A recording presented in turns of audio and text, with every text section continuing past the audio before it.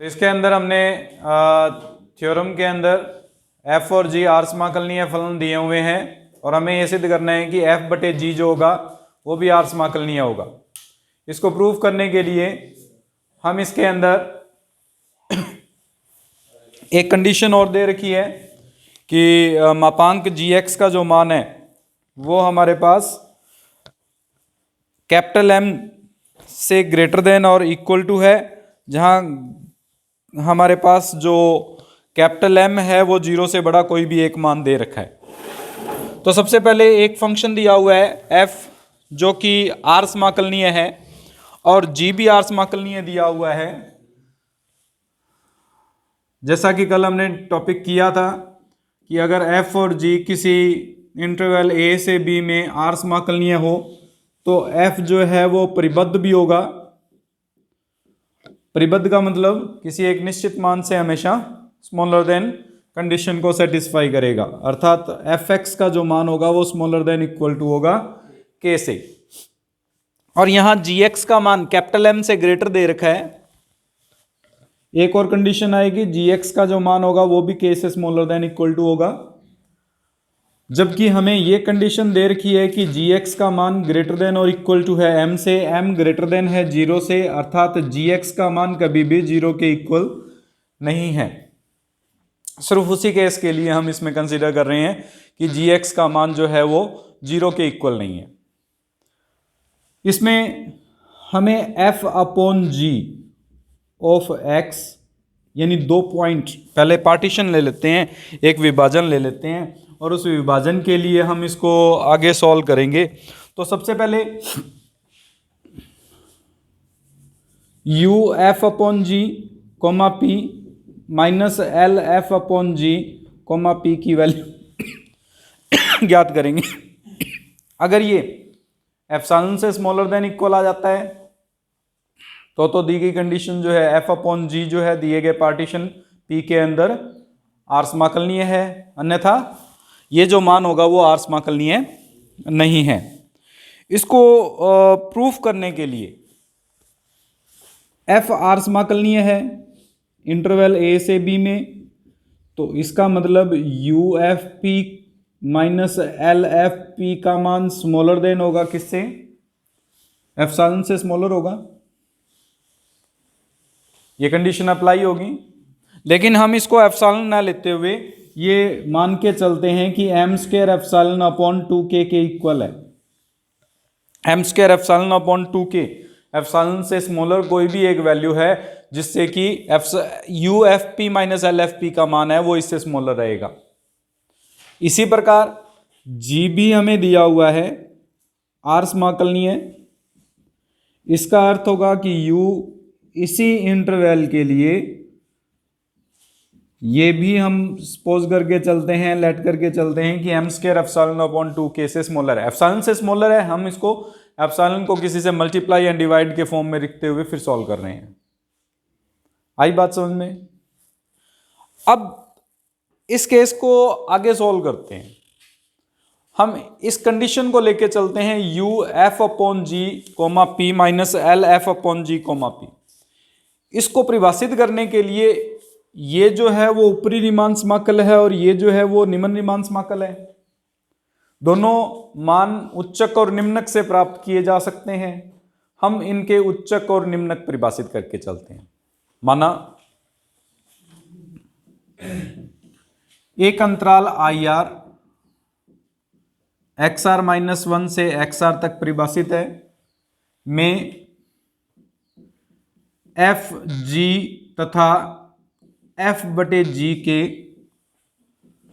उच्चक व निम्नक क्रमशः हम दोनों लगातार लेके चलते हैं, उच्चक भी और निम्नक भी परिभाषित करके चलते हैं।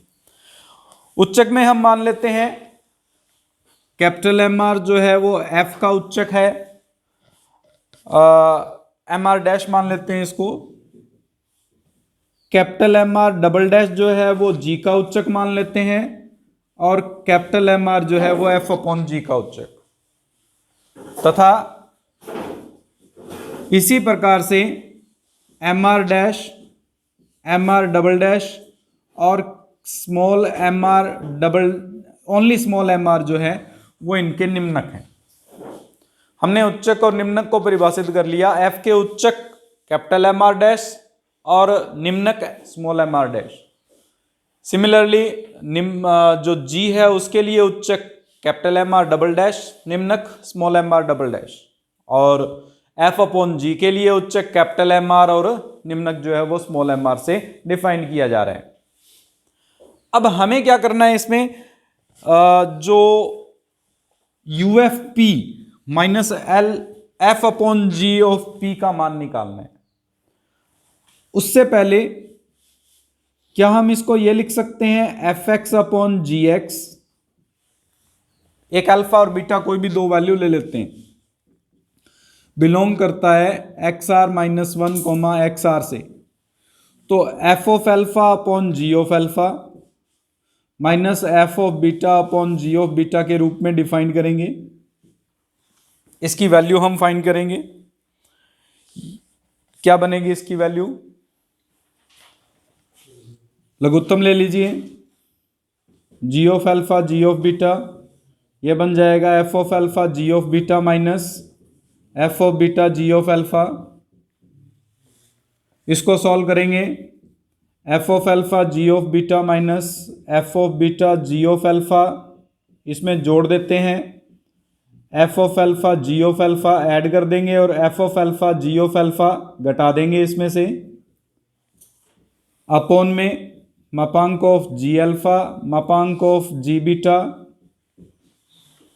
जैसा हमने कंडीशन की थी इसमें यह दिया हुआ है कि मापांक ऑफ जी एक्स का जो मान है वो m से ग्रेटर देन इक्वल टू है, तो इसका मतलब जी ऑफ एल्फा की वैल्यू भी ग्रेटर देन और इक्वल टू होगी कैपिटल M से, और 1 अपॉन जी अल्फा की value smaller than equal to होगी 1 अपॉन M से। Similarly 1 upon ji of beta की वैल्यू भी स्मॉलर देन इक्वल टू होगी कैपिटल M से।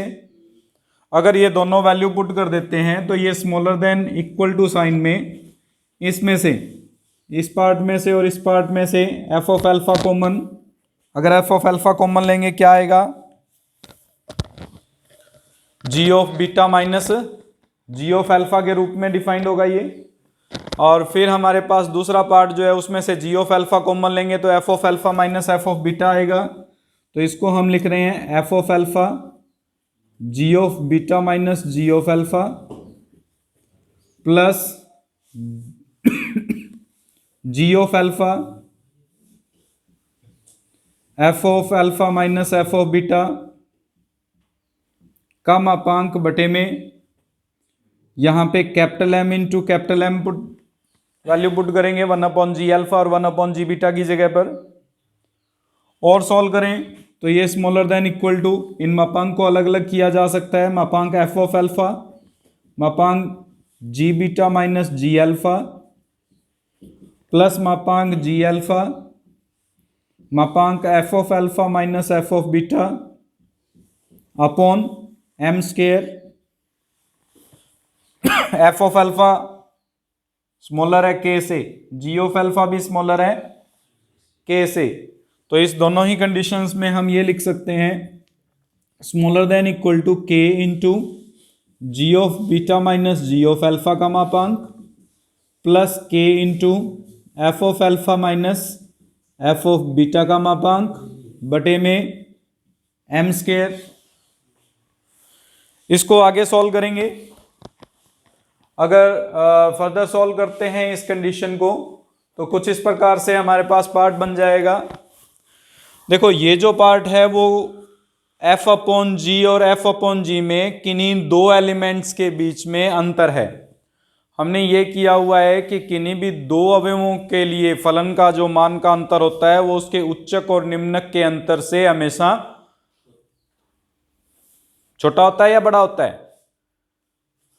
किस कंडीशन में अप्लाई होता है, ये हमेशा हमारे पास जो वैल्यू आएगी वो ग्रेटर होगी कैपिटल एम आर, इसमें जो इन दोनों का अंतर है कैपिटल एम आर और स्मॉल एम आर से, यानी इसकी जगह पर हम प्रतिस्थापन कर सकते हैं क्या, capital M are minus small M r. तो ये वैल्यू हमारे पास बन जाएगी उच्चक माइनस निम्नक और स्मॉलर देन इक्वल टू के साइन में यहाँ देखिए एम स्क्वायर को अगर अलग अलग कर दें तो ये बन जाएगा K upon M square into F G of beta minus ji of alpha. अगर G of beta minus ji of alpha देखेंगे तो ये भी तो हमारे पास जी फंक्शन के लिए किन्हीं दो एलिमेंट्स के बीच में डिफरेंस है जो उसके उच्चक और निम्नक से हमेशा छोटा रहेगा।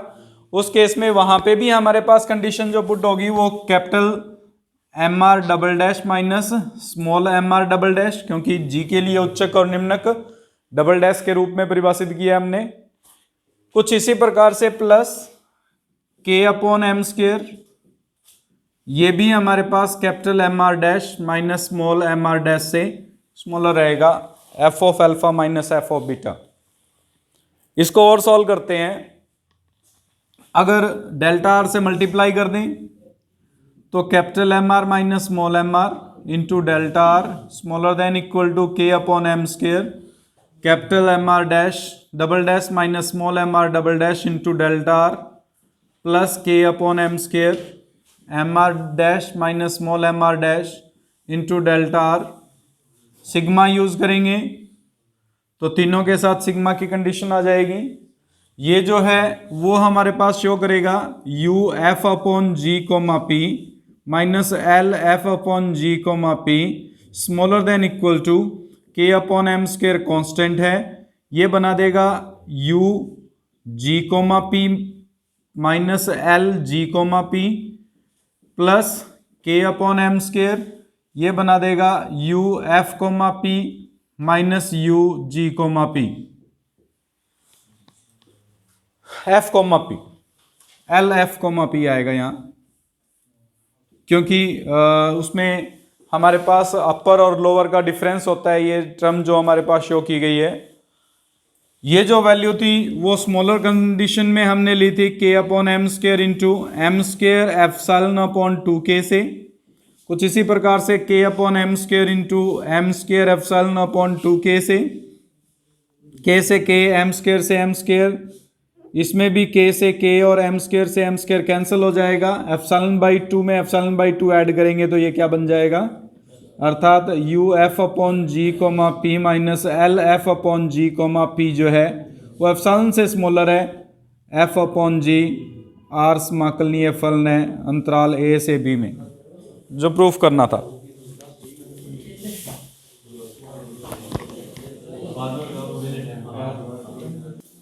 तो समाकलन फलन की परिभाषित कर रहे हैं हम, एक कोई भी फलन f जो है यदि वो a से b में r समाकलनीय है तो फाई, एक फलन फाई ऑफ x a से b F X D x के रूप में परिभाषित हो, जहां x अंतराल a से b के मध्य कोई भी एक बिंदु को व्यक्त करता है, फाई को समाकलन फलन कहते हैं।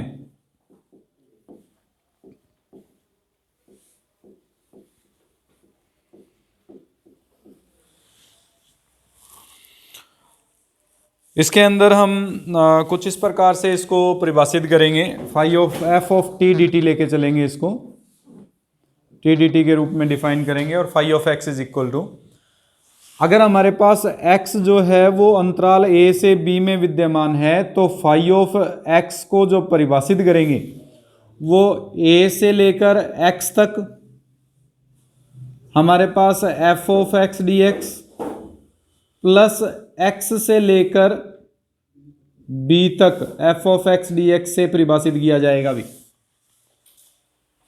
यहाँ पे इसको परिभाषित करना ही इंपॉर्टेंट पार्ट है कि किस प्रकार से इंटीग्रेशन को डिफाइन करेंगे हम। अगर फाई ऑफ एक्स लिखा हुआ है तो a से x तक हमारे पास मान आएगा, ये नहीं आएगा इसमें। a से x तक हमारे पास फंक्शन को डिफाइन करेगा एफ एक्स डी एक्स से, ठीक है। अगर x प्लस एच लिख दें हम, a से b के अंदर है, और phi of x plus h को डिफाइन करें तो ये वैल्यू आएगी a से x प्लस एच तक f ऑफ x dx के रूप में। हम इस रूप में फंक्शन को चाहे x dx लिखो चाहे t dt लिखो, वो वेरिएबल है हमारे पास, वेरिएबल को किसी प्रकार से भी चेंज किया जा सकता है। इस रूप में हम व्यक्त करेंगे जब भी कोई फंक्शन आएगा, तो इंटीग्रेबल फंक्शन आएगा तो। फाई ऑफ एक्स का मतलब a से x तक एफ एक्स डी एक्स, और x प्लस एच अगर आए तो phi of x plus H का मतलब a से x प्लस एच तक F of X D X, या F of T D T लिख सकते हो, वेरिएबल t के ऊपर डिफाइन कर देगा। इस फाई को इंटीग्रल फंक्शन कहते हैं। ये फाई जो है फंक्शन, ये ही हमारे पास माकलन फलन कहलाएगा। उसके बाद में एक टॉपिक आता है हमारे पास पूर्वग, जिसको प्रिमिटिव कहेंगे हम।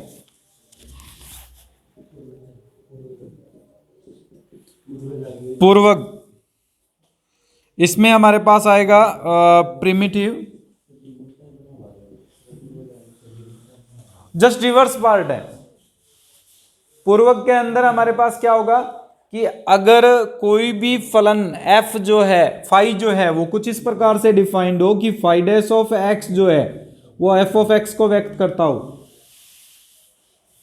Phi dash of x represent कर रहा है हमारे पास f ऑफ x को, तो इस फाई को, फाई डैश x को हम, या fx को हम क्या कहेंगे, पूर्वक कहते हैं। फाई फलन f का पूर्वक कहलाता है। समाकलन फलन क्या था, इस f का समाकलन फलन कहलाता है, और इस समाकलन फलन का अवकलज अगर fx प्राप्त हो रहा है तो इस fx को हम फाई का पूर्वक कहेंगे। ठीक है, डेफिनेशन लिख लो।